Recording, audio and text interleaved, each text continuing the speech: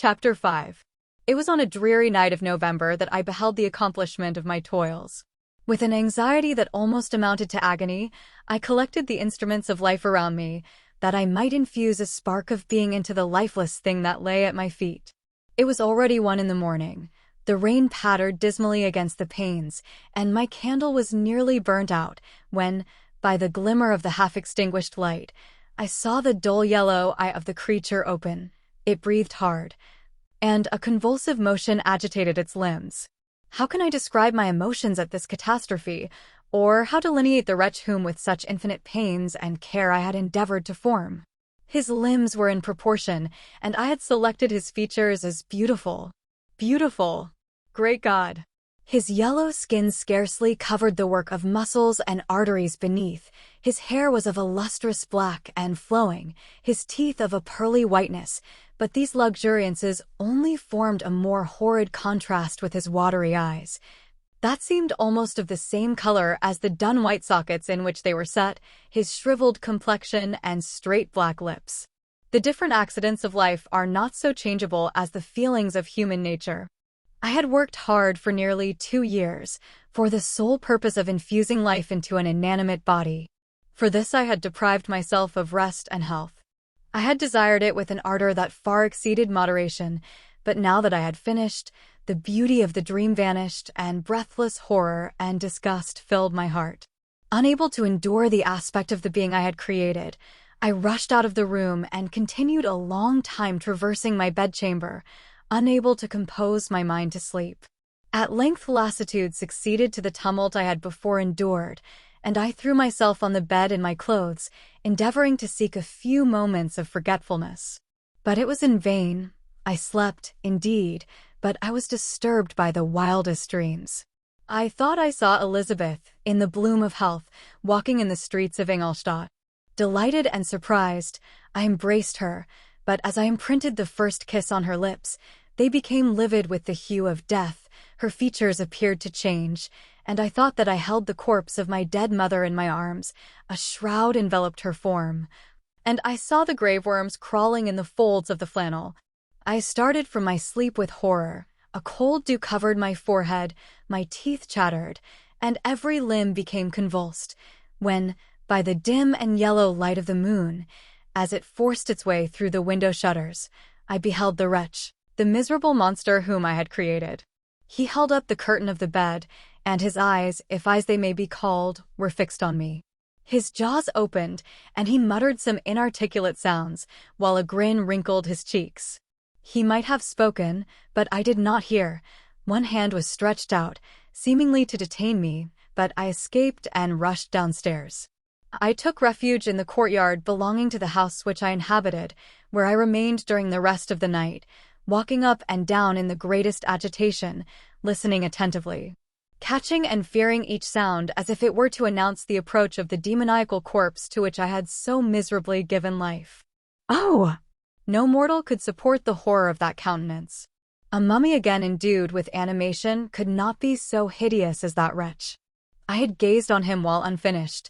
He was ugly then, but when those muscles and joints were rendered capable of motion, it became a thing such as even Dante could not have conceived. I passed the night wretchedly. Sometimes my pulse beat so quickly and hardly that I felt the palpitation of every artery.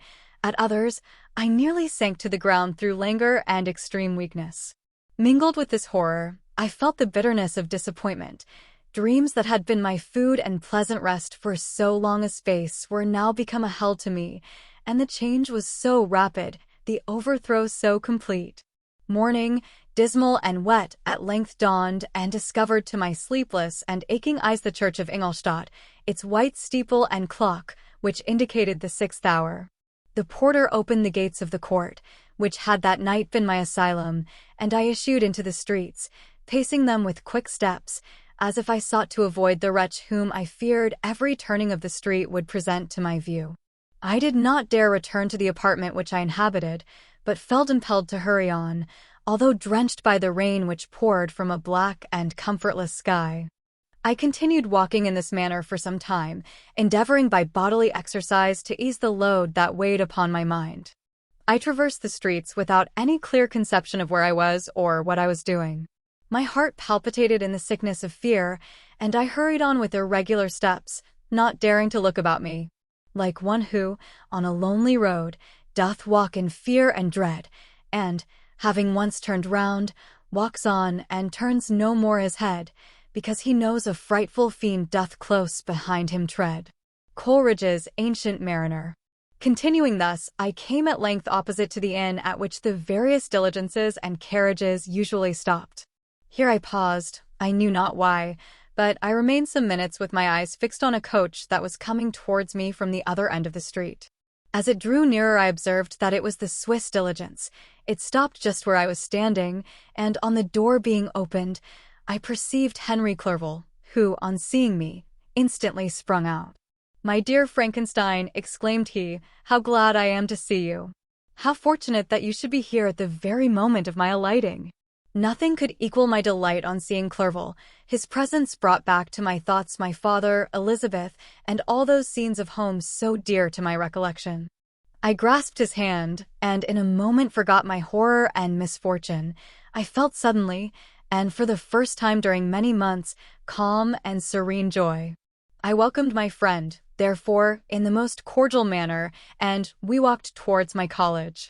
Clerval continued talking for some time about our mutual friends and his own good fortune in being permitted to come to Ingolstadt. "You may easily believe," said he, "how great was the difficulty to persuade my father that all necessary knowledge was not comprised in the noble art of bookkeeping, and, indeed, I believe I left him incredulous to the last. For his constant answer to my unwearied entreaties was the same as that of the Dutch schoolmaster in The Vicar of Wakefield. I have 10,000 florins a year without Greek. I eat heartily without Greek." But his affection for me at length overcame his dislike of learning, and he has permitted me to undertake a voyage of discovery to the land of knowledge. "It gives me the greatest delight to see you, but tell me how you left my father, brothers, and Elizabeth." "Very well, and very happy, only a little uneasy that they hear from you so seldom. By the by, I mean to lecture you a little upon their account myself. But, my dear Frankenstein," continued he, stopping short and gazing full in my face, "I did not before remark how very ill you appear, so thin and pale. You look as if you had been watching for several nights." "You have guessed right. I have lately been so deeply engaged in one occupation that I have not allowed myself sufficient rest, as you see, but I sincerely hope that all these employments are now at an end and that I am at length free." I trembled excessively. I could not endure to think of, and far less to allude to, the occurrences of the preceding night. I walked with a quick pace, and we soon arrived at my college. I then reflected, and the thought made me shiver, that the creature whom I had left in my apartment might still be there, alive and walking about. I dreaded to behold this monster, but I feared still more that Henry should see him. Entreating him, therefore, to remain a few minutes at the bottom of the stairs, I darted up towards my own room. My hand was already on the lock of the door before I recollected myself. I then paused, and a cold shivering came over me. I threw the door forcibly open, as children are accustomed to do when they expect a spectre to stand in waiting for them on the other side, but nothing appeared. I stepped fearfully in. The apartment was empty, and my bedroom was also freed from its hideous guest. I could hardly believe that so great a good fortune could have befallen me, but when I became assured that my enemy had indeed fled, I clapped my hands for joy and ran down to Clerval. We ascended into my room, and the servant presently brought breakfast, but I was unable to contain myself. It was not joy only that possessed me. I felt my flesh tingle with excess of sensitiveness, and my pulse beat rapidly. I was unable to remain for a single instant in the same place. I jumped over the chairs, clapped my hands, and laughed aloud. Clerval at first attributed my unusual spirits to joy on his arrival, but when he observed me more attentively, he saw a wildness in my eyes for which he could not account, and my loud, unrestrained, heartless laughter frightened and astonished him. "My dear Victor," cried he, "what, for God's sake, is the matter? Do not laugh in that manner. How ill you are! What is the cause of all this?" "Do not ask me," cried I, putting my hands before my eyes, for I thought I saw the dreaded specter glide into the room. He can tell. Oh, save me! Save me! I imagined that the monster seized me. I struggled furiously and fell down in a fit. Poor Clerval. What must have been his feelings? A meeting, which he anticipated with such joy, so strangely turned to bitterness. But I was not the witness of his grief, for I was lifeless and did not recover my senses for a long, long time. This was the commencement of a nervous fever which confined me for several months. During all that time Henry was my only nurse. I afterwards learned that, knowing my father's advanced age and unfitness for so long a journey, and how wretched my sickness would make Elizabeth, he spared them this grief by concealing the extent of my disorder. He knew that I could not have a more kind and attentive nurse than himself, and, firm in the hope he felt of my recovery, he did not doubt that, instead of doing harm, he performed the kindest action that he could towards them. But I was in reality very ill, and surely nothing but the unbounded and unremitting attentions of my friend could have restored me to life. The form of the monster on whom I had bestowed existence was forever before my eyes, and I raved incessantly concerning him. Doubtless my words surprised Henry. He at first believed them to be the wanderings of my disturbed imagination, but the pertinacity with which I continually recurred to the same subject persuaded him that my disorder indeed owed its origin to some uncommon and terrible event.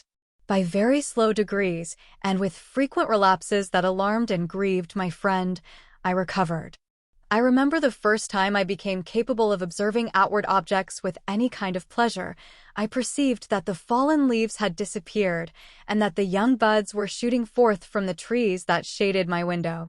It was a divine spring, and the season contributed greatly to my convalescence.